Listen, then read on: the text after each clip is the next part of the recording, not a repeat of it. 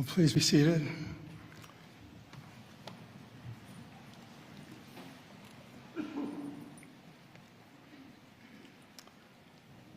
When I was in seminary years ago, or a lot of years ago, there was a theologian that I especially appreciated, Helmut Thielicke, and he said that we should only pray for things that we're willing to be part of the answer for.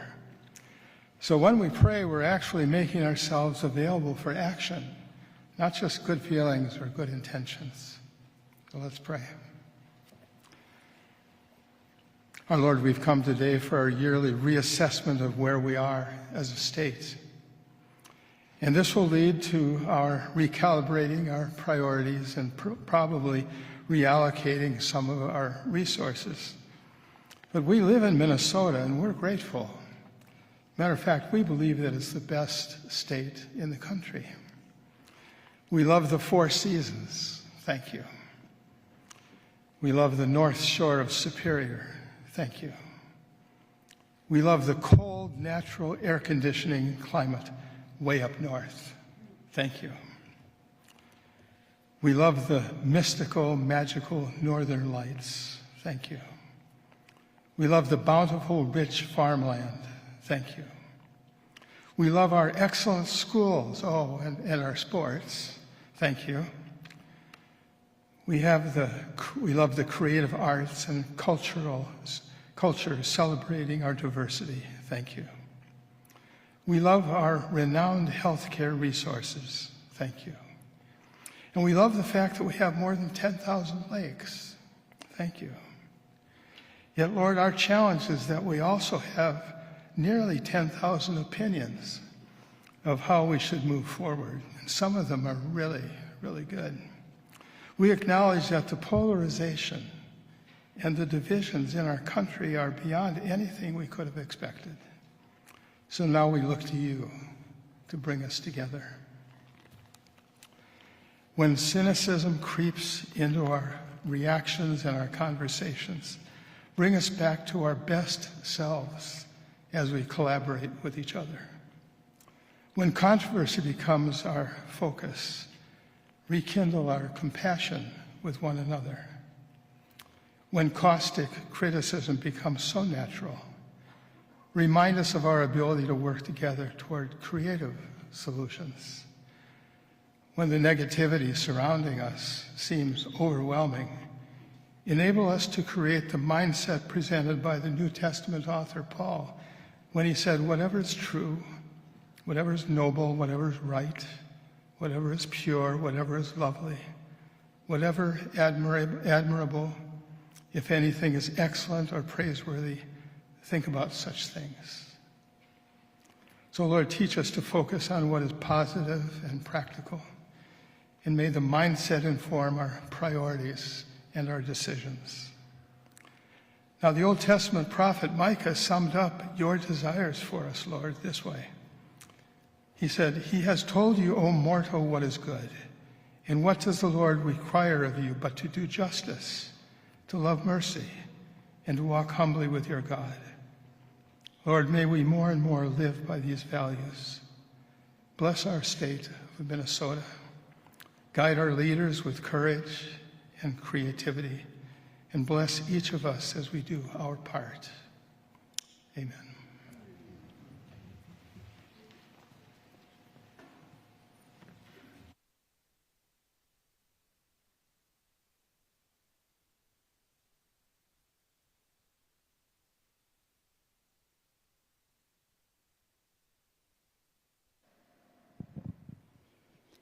I have the honor to announce the arrival of the Honorable Tim Walz, Governor of the State of Minnesota.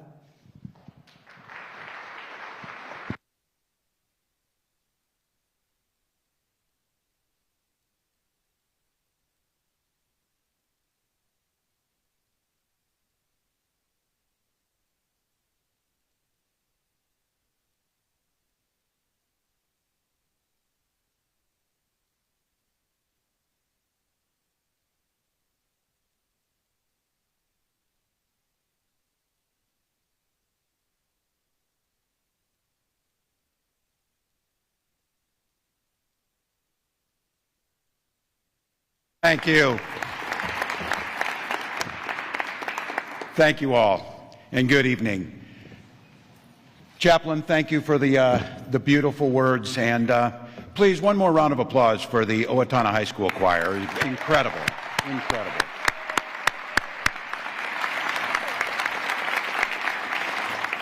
Madam Speaker and members of the Minnesota House of Representatives, Madam Majority Leader and members of the Minnesota Senate, Madam Chief Justice, distinguished members of the Minnesota Supreme Court, and Chief Judge Siegel, my fellow constitutional officers, members of my staff, cabinet, and the administration, Governor Dayton and Mrs. Anna Dayton, wonderful to see you both.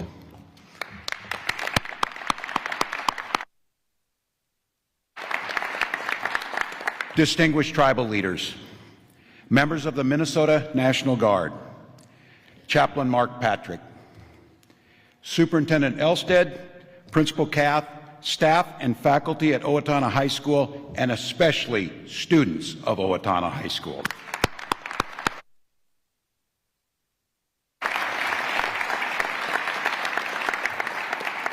Lieutenant Governor Peggy Flanagan and Minnesota's second gentleman, Tom Weber.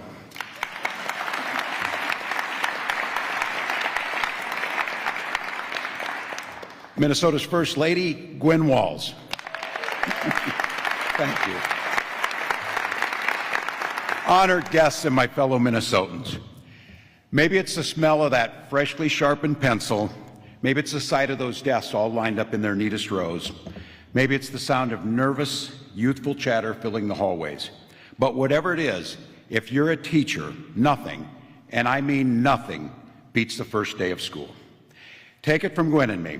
For many years of our lives, we celebrated New Year's Day not in January, but in early fall, when the doors opened back up and the kids came back from summer break. The first day of school is all about hope. It's all about opportunity, and it's all about endless possibility. That's never been more true than here in Owatonna last fall, when the doors opened on this beautiful new building, a 317,000 square foot state-of-the-art symbol of this community's commitment to its children.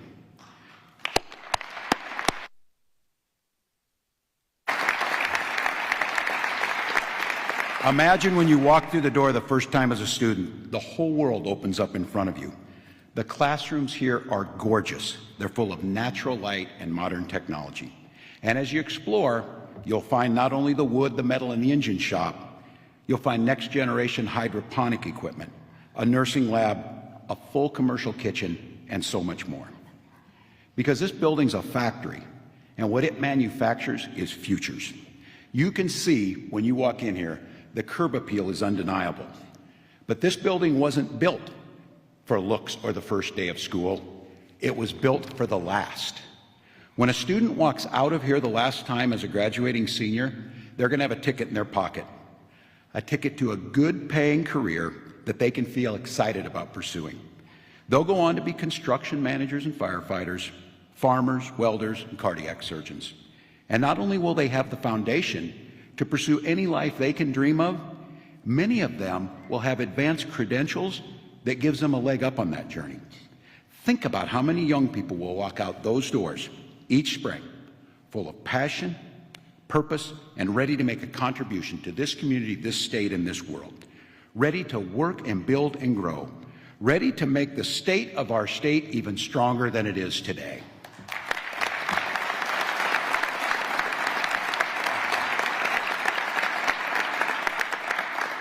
I came and thank all of you for coming tonight to celebrate this magnificent school and discuss the work that we're doing to improve the lives of children across Minnesota. But I also want people to remember just how many things had to go right for this vision to become a reality. Everybody in this town knows the backstory. The old high school, while beautiful and historic, was 100 years old. And people in this community have been talking about replacing it for decades. But it wasn't until a few years ago that the leaders in the public and private sectors came together and decided it was time to stop talking and time to start building. Federated Insurance, a cornerstone of Owatonna since the earliest 20th century, pledged a major investment, not just for the good of their community, which they care deeply about, but the good of the future workforce. Other companies joined in, offering not just money, but equipment and expertise. Owatonna voters overwhelmingly approved a bonding referendum. And finally, this community was ready to take the plunge and actually put some shovels in the ground. That small window of opportunity, that brief moment when the stars aligned, produced a community institution that you're in today that will stand for decades and will impact tens of thousands of children.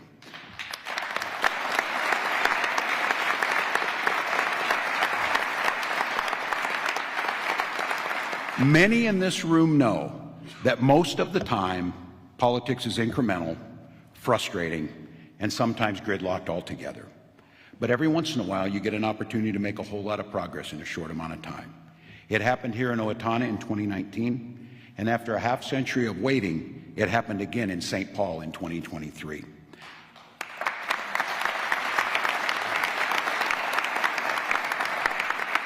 I couldn't be more proud of the work that we've done together in this window of opportunity to improve education inside the walls of this school and in every school across the state. We've given our children a brighter future by making the largest investment in public education in our state's history. We've increased teacher pay and doubled down on our efforts to recruit teachers from more diverse backgrounds. We've expanded access to mental health resources, social workers, nurses, and chemical dependency counselors. We've invested in making sure every student can read at grade level. We've expanded special education, career, and technical education as part of our commitment that says every Minnesota student should receive a world-class education, regardless of where they live or where they go to school.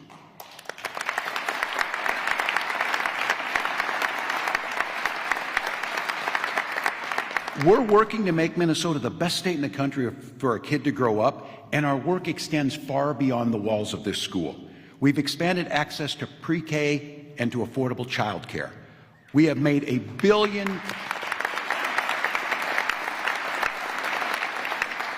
We've made $1 billion investment in affordable housing so those children and families have a place to call home.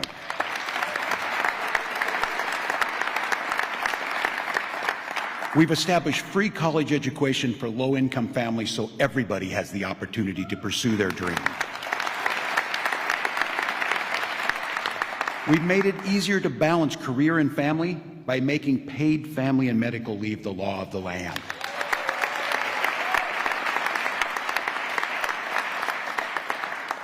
And we want everyone to feel welcome, and we've made Minnesota a more welcoming place by outlawing things like conversion therapy for our LGBTQ youth and putting in new protections for trans Minnesotans so they can live their authentic lives. We've invested together hundreds of millions of dollars to bring competitive, high-paying jobs to Minnesota, to expand our economy with an eye towards a sustainable green energy future. We've expanded the right to collectively bargain and organize because Minnesota always has been and always will be a labor state.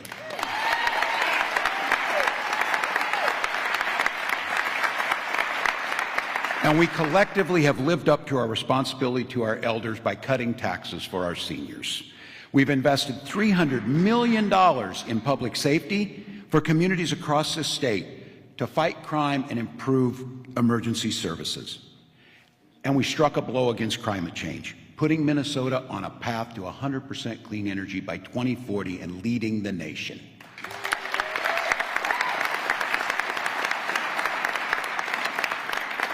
We expanded voting rights to make it easier for people to vote, thanks to the leadership of Secretary Simon.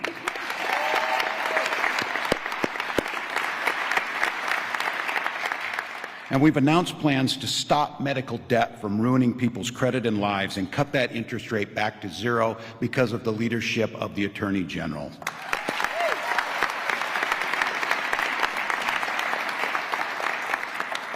And we put food on the table for struggling families by passing a new child tax credit that is estimated to cut childhood poverty in Minnesota by 1/3, making Minnesota the state with the lowest childhood poverty rate in the country.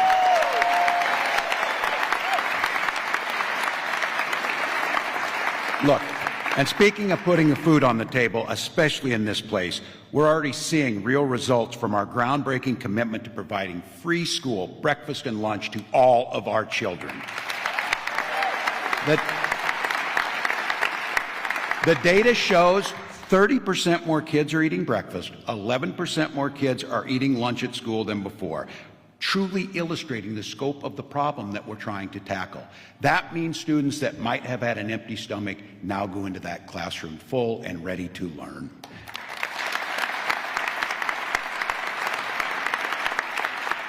Now yet, for some reason, some, and I will say this, especially from other states, roll their eyes when we talk about the importance of collectively working to educate and feed our children. They say it's not the role of the government to parent on all the food and all the education on this. Certainly not.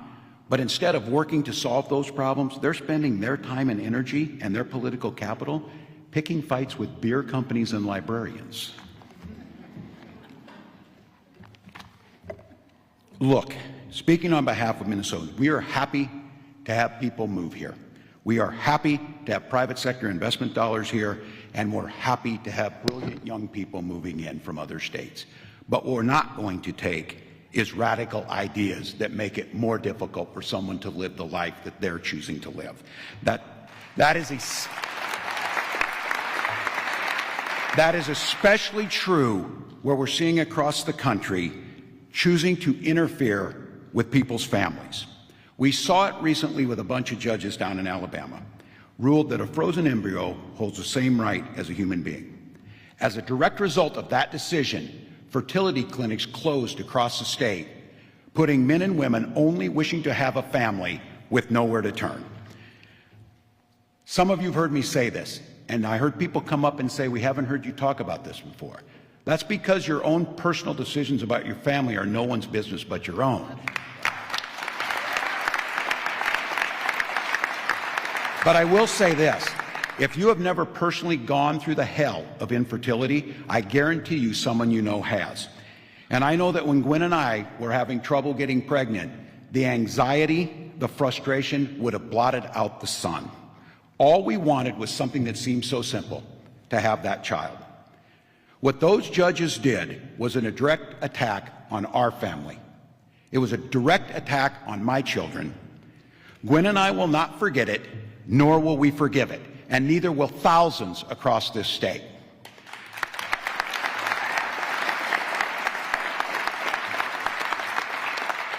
When Roe v. Wade was overturned in 2022, the door was wide open for this type of attacks on personal decisions and personal families.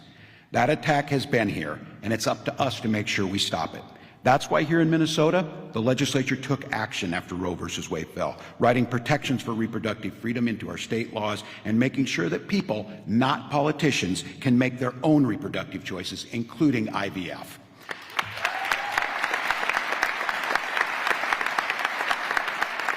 You have my pledge, as long as I am governor, IVF will continue to be a lifeline of hope for families just like mine, so they too can celebrate the beautiful families that each and every one of us so dearly want. So meanwhile, while they fight these fights, we're going to keep building. We're going to keep building those families. We're going to keep building communities. We're going to keep building more roads and bridges. We're going to keep building more career pathways and more schools, and we're going to be building more opportunities for our kids, their kids, and for generations to come.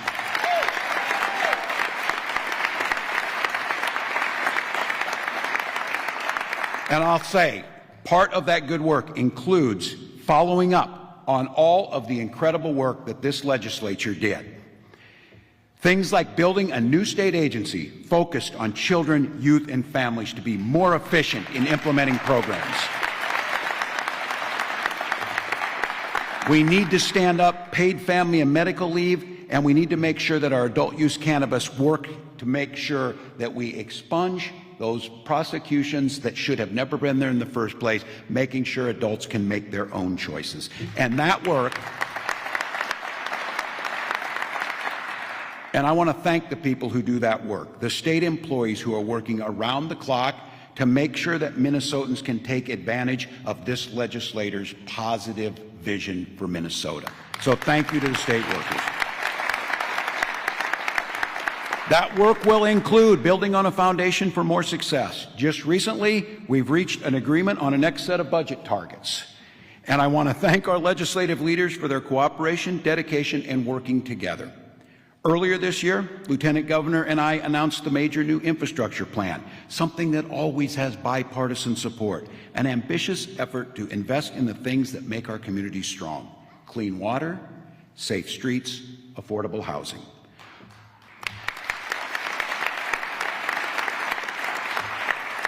This plan makes sure that every community has safe streets. While violent crime has declined in Minneapolis-St. Paul and across the state, there's still much work to do. We're putting real funding behind this commitment, including expanding the capacity for the Bureau of Criminal Apprehension and planning for the construction of a new Minnesota State Patrol headquarters.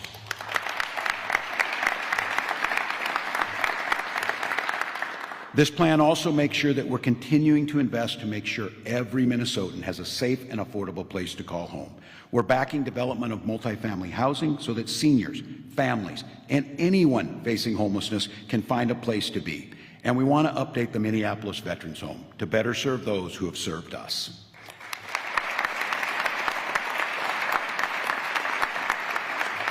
This plan that's before the legislature makes sure that we're investing in clean water so every Minnesotan has access to it. We want to invest in grants and low-interest loans to replace lead pipes and remove the so-called forever chemicals from drinking water across the state.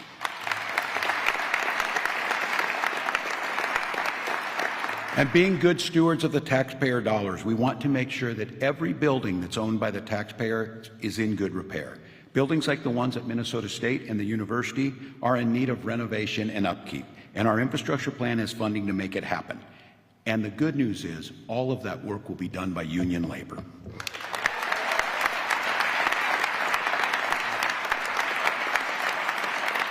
Things might not be that flashy, but these are the initiatives that make an enormous difference in real people's lives across the state. And there's no reason we can't get them done this session. There's no reason that both parties can't be part of getting this done.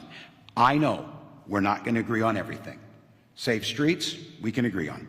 Clean water, we can agree on. Affordable housing, we can agree on. So I'm asking you to join me, and not just at the ribbon cutting, but in the work to get it done in the first place.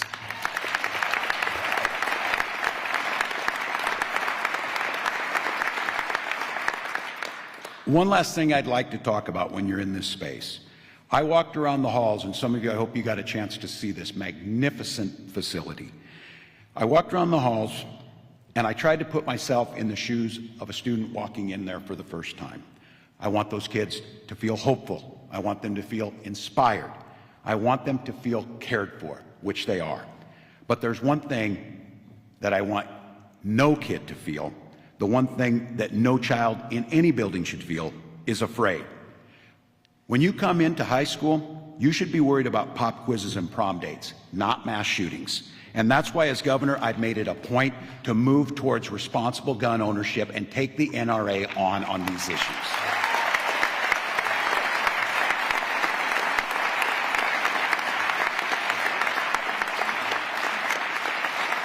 Last year, we implemented 2 pieces of legislation that are long overdue. Red flags are extreme risk protection orders, and we strengthened background checks. And make no mistake about it, this keeps guns out of the wrong hands and save lives.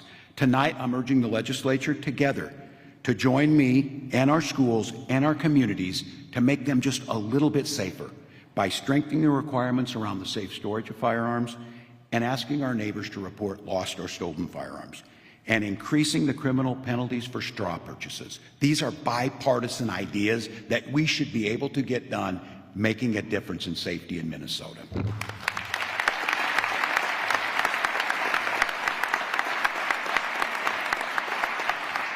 Again, I'm not naive. It can be a dangerous world. We were reminded of that earlier when 3 of our bravest first responders lost their lives at the hands of a man who should have never had a gun. We know that we can't legislate against every act of violence, but surely we can do more. Asking your neighbors to store those guns safely, to report them if they're stolen, is a simple step that can save lives. And it's high time Minnesota take that simple step.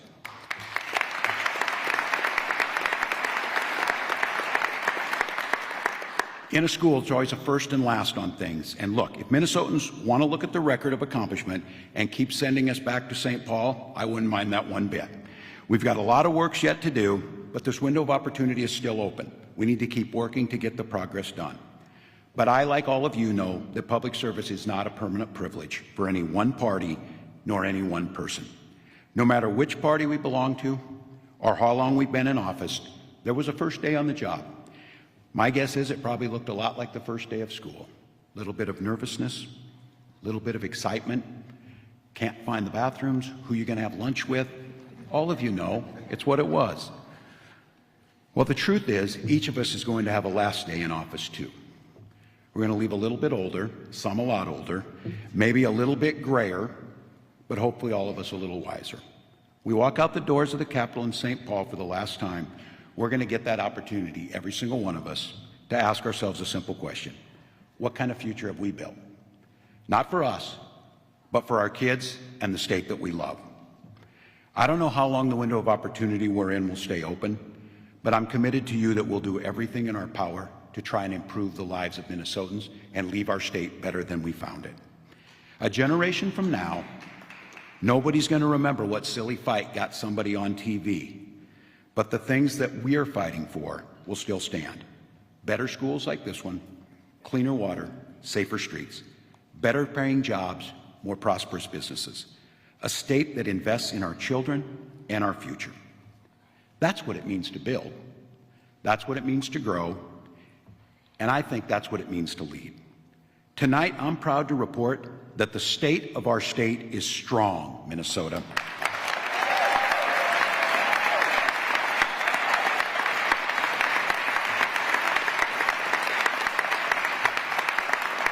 And one of the main reasons is because the kids of our state are better equipped to thrive.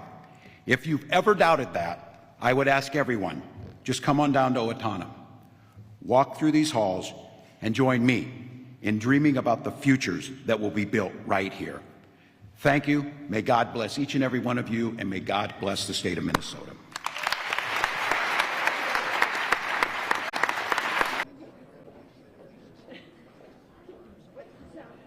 What is the soundtrack?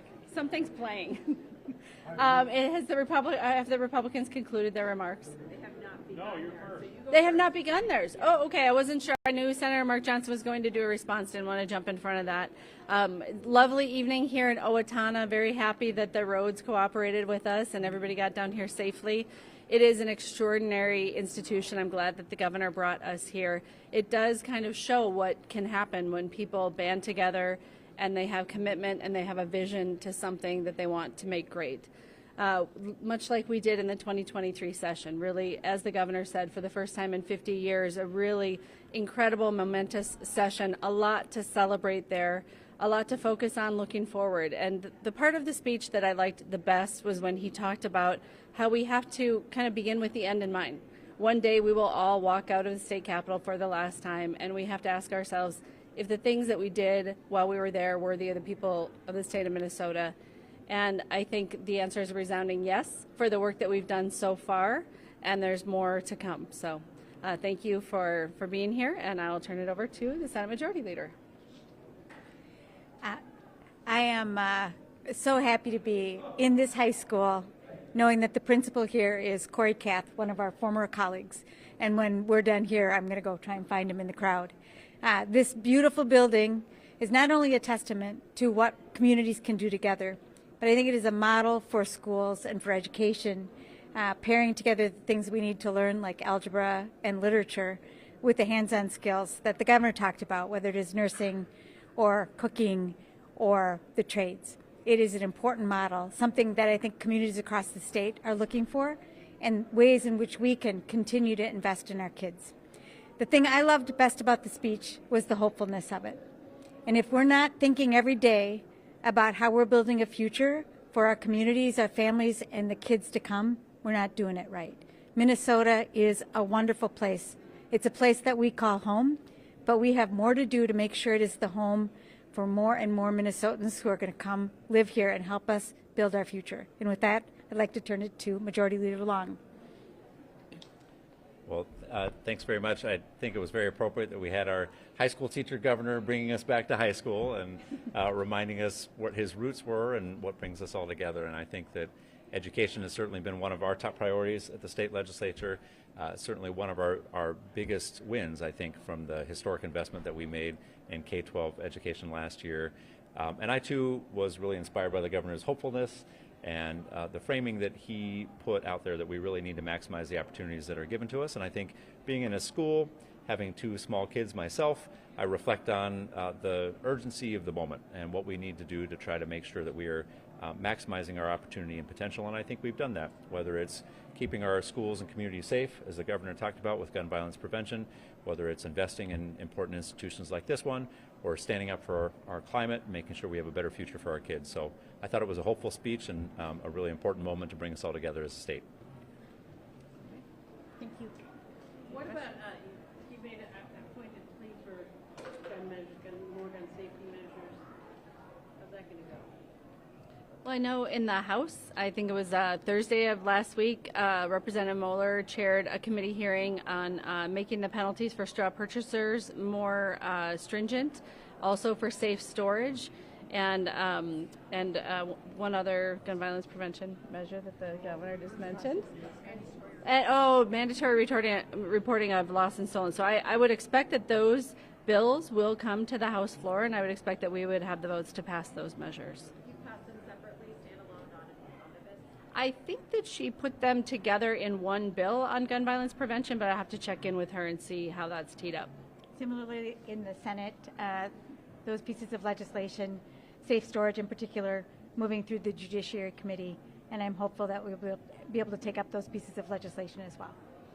We heard some comments about last year's investments in public safety, but a big piece of the budget framework announced last week was investments in EMS. We didn't hear a whole lot from the governor on that tonight. Is that something that you guys are still top of mind moving forward? I think that the EMS issue and the investment in that and the investment in the policy that will guide us and the accountability that will help us understand where we need to go next is very important. Something that all the caucuses are talking about, our members are talking about, something that Minnesotans are seeking. But we have to make sure that we are building on a platform that will hold us accountable and make sure that the dollars that are being spent are accountable so that people get good emergency services across the state. I think when you look at the issue of emergency medical services, you have to also look at it in the context of the substantial amount of local government aid and county program aid that was provided last year, and in addition, on top of that, $300 million in public safety aid that communities can use for exactly those kinds of services. So the legislature and the governor have demonstrated commitment to improving these services across the state, and as the Senate Majority Leader said, there's some policy work that we need to do to make sure that we're on a strong footing going forward. Thank you. Thank you. Thank you all.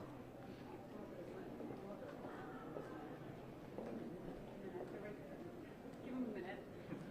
Michelle is like, keep this train moving. Okay, this is a little wobbly. Is that an okay height for you? Okay. No, I will tell him to speak up. Yeah.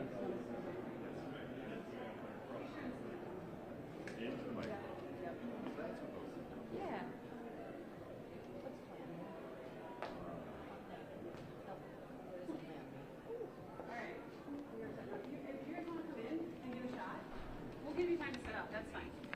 Is there a way I can sneak this We are in in your there? town.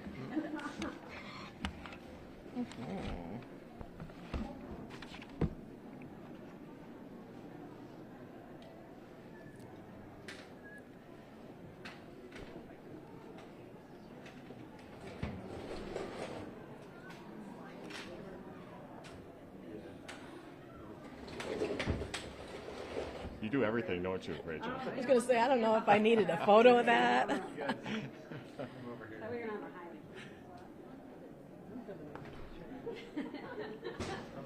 You know what? You said it, Michelle. Really shows us what you think of this. It's recycling. You're standing by the recycling. Do you guys do white balance or anything? Oh, the heck. have anything to do that, but I have We white. got some white. We're good. Just wait right there. oh, perfect. You're good. All right, we are ready. Well, good evening, and thank you for the opportunity to just share some thoughts with you. Our governor just painted a very rosy picture of Minnesota. And while things look good on the surface, I just want to remind you what we are dealing with. Under a full Democrat control in the state of Minnesota in just 5 months, so looking back at last year, I want to remind everyone in Minnesota that $18 billion of surplus was spent. There were broken promises. Those dollars were not returned back to Minnesotans in a meaningful and tax relief way. We know that when there is tax relief offered for young families, families with small kids, as great as that sounds, and we are appreciative of that point, if Minnesota wasn't such an expensive place to live and to afford our lives, those things wouldn't be needed to the extent that they are truly needed.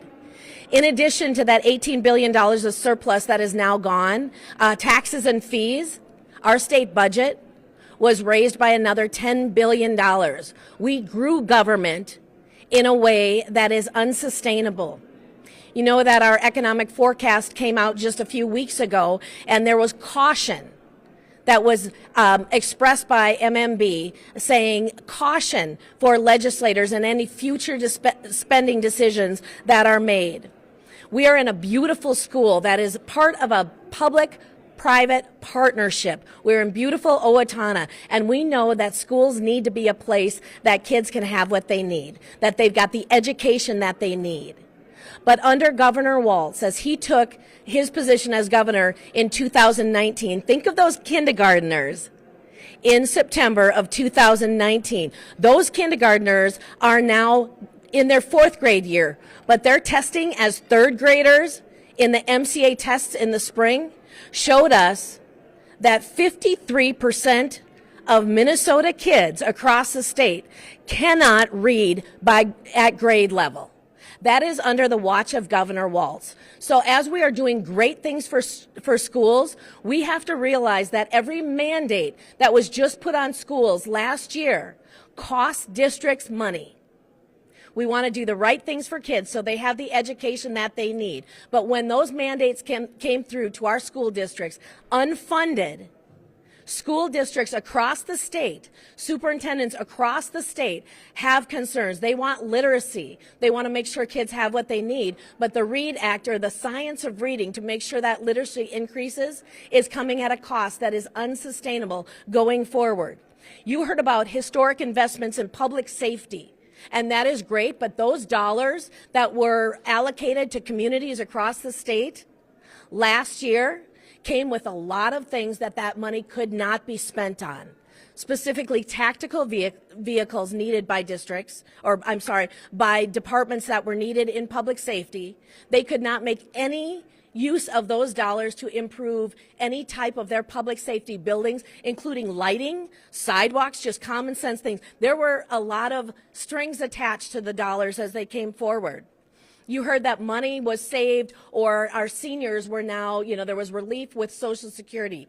That is another broken promise. The tax on Social Security was means tested, and that was not fully repealed. Our seniors in the state of Minnesota are still paying tax on Social Security. And then I want to talk on straw purchases. We know that safety in our communities matters. And you heard the talk as the governor talked about the tragedy in Burnsville. What we found out with that is those guns were available to someone that never should have had guns in their possession, but that was made available to that person by a straw purchase. In 2019, House Republicans authored a bill that would increase the penalty on straw purchases. We battled to get that done session after session, and I'm happy to report that the increase to a penalty for straw purchases was included in the public safety bill last year, passed by the House and the Senate. And then when it came right down to the conference committee, that disappeared. So as much as you hear our governor talking about wanting to increase that penalty on straw purchases, we agree with that. So last week on the House floor, House Republicans brought that bill forward. wanted to get the vote on the fact that we could increase the penalty and reduce the accessibility of guns by straw purchases, and that was voted down on party lines. There's much more that we can talk about. I'm going to turn it over to Senator Johnson, and then we would be very much open to questions going forward. Well, thank you, Leader Dameth. Appreciate it. Senator Mark Johnson, Senate District 1, Minority Lead in the Senate. Tonight we heard a lot from the governor. I was happy to hear him focus on the future of Minnesota. That was really part of his message tonight, was the future of Minnesota. Unfortunately, last session, as Leader Dameth pointed out, we took some big steps backwards in this state. In some recent polling, you can see that Minnesotans overwhelmingly are saying that they don't feel as if they're better off in this generation as they were the last. And they don't believe that their kids' generation is going to be doing as well as they have. There's a real pessimism in this state, where you see education steadily increasing in this state, and yet our schools are falling behind. You know, if we can loosen up some of the mandates for the funding, you know, where that money is going to be going, how schools can use it, let's give them the ability to do that, the flexibility to use those funds in their state. Businesses and entrepreneurs, they're feeling the weight of regulations and increased taxes on this state and what they're working on. Our border communities are struggling to keep businesses here in Minnesota. You know, you want to talk about law enforcement, being able to protect our streets, our people, our communities. They are facing huge challenges in how they can police our communities and keep our people safe. Then you look at some of the priorities that I think a lot of our residents are really expecting Minnesota to help to fulfill basic needs for them. Think about rural EMS. You expect an ambulance to come. If you make that 911 call, you expect somebody to be there, and yet the governor and the legislative leaders have set targets so low for these groups that I don't know how they survive. So these are some of the things that we have to face going forward, and I wish the governor would have addressed some of the plans that he had on how we're going to fix this state so we have more optimism. We have a future in this state for not only our children, but also our businesses, our people, just to be here, to stay in Minnesota. I think that hope is decimated, and we've got to figure out ways to work hand in glove to get that back in Minnesota again. We need that hope here. With that, Representative Dameth, you did a great job on answering a lot of the questions there, but we still have opportunity here if you have more questions. Happy to take them. Just going back to that, we were just talking about some funding for that in this year's legislature. Now, there's a bill out there for $120 million to target the 716. What is a happy medium for that number? Obviously, Republicans have held that they want kind of a more conservative budget, but Sure. there seems to be an appetite for funding there. So the registered need, I think, is somewhere around $120 million is what's been stated so far. The problem that we're seeing with some of the current proposals is that you don't know exactly where that money is going to be funneled to quite yet, just because the formula isn't defined well. So we got to make sure that it's effectively spent, not just that we push out $120 million, but that we use it where there's high ROI within those agencies and communities that need that.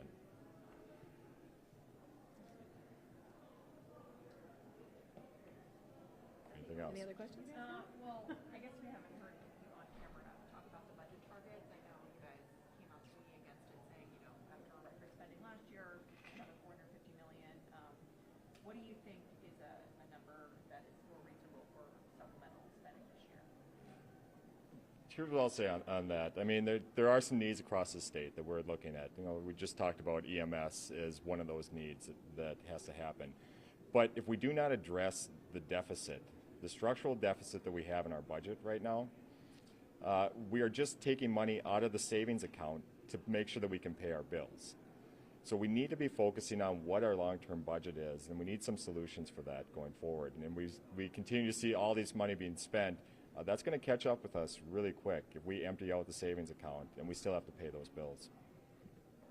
And I would just add to that we haven't come up with an exact number, but again, looking at the needs that rural EMS or EMS overall is an area that we want to focus on. As we met with people and heard across the state, there's changes that need to be made there. We're willing to invest both for the short term and then changing that policy or what we need to look at to make improvements going forward later. We don't have a dollar, but again, taking that caution from MMB, saying that legislators need to be very judicious in the way things are spent, knowing that we have a looming deficit is something that we're definitely taking a look at and taking that into consideration. It's also a bonding year. We know that. Investing in roads, bridges, wastewater, those infrastructure needs, that is still being talked about. We are working through, the committees are doing their work through. I would say stay tuned for that. We know that's important across our state, that we're investing in a way that has meaningful investment statewide, not just locally focused in certain areas. 8 weeks to go. He was talking a lot about bipartisanship. Have you felt like there's been much bipartisanship in the legislative session thus far? I am always hopeful that there will be, and we can improve on that. One area that I talked about earlier where we brought forward the bill for the straw purchases to increase that penalty, that was, to me, increasing that penalty should not be partisan. Unfortunately, that was voted down on party lines, and then without talking to the original author, there was a Democrat representative that brought that language in another bill at the committee hearing just last week, and when asked on record if she had worked with the original author that we had just a few days brought that forward, she said no. That shouldn't be partisan. I think there's ways we can find a way to work better together. That's what I'm hopeful for. House Republicans stand ready to do that. We've got to be able to be invited to the table and not have our ideas potentially co-opted in a way that they shouldn't be. Speaking of the straw purchases, and this is something that was backed on a bipartisan basis last year with the original bill. Now that there are a couple of additions to that original bill, where is the general temperature on that? Have you heard that? Do you want to take that? The new additions on it? Yeah. Go ahead. No, if you Sure. got, yeah. Then I'll let you add to that. You know, what I would say is that they could be two separate issues. There was no reason to use an original bill as a vehicle. We have concerns with some of the other language that is included in there. If we could isolate that to just be the increase on penalties for straw purchases that we all agreed on last year, we would be very open to that. But taking it and twisting it into something that would potentially jeopardize Republican votes is political games, and that's not what our state needs right now. That's exactly it. Here we have a bill that we see there's a pathway for, that we see that there's a bipartisan appetite for, we think we can get done, and then they start throwing in other poison pills into that particular bill. I mean, this is something that's the safety of our communities. It's important to everybody. Let's figure out a way that we can get it done, and yet it's just games again. So. Great question. Anything else? All right. Thank you.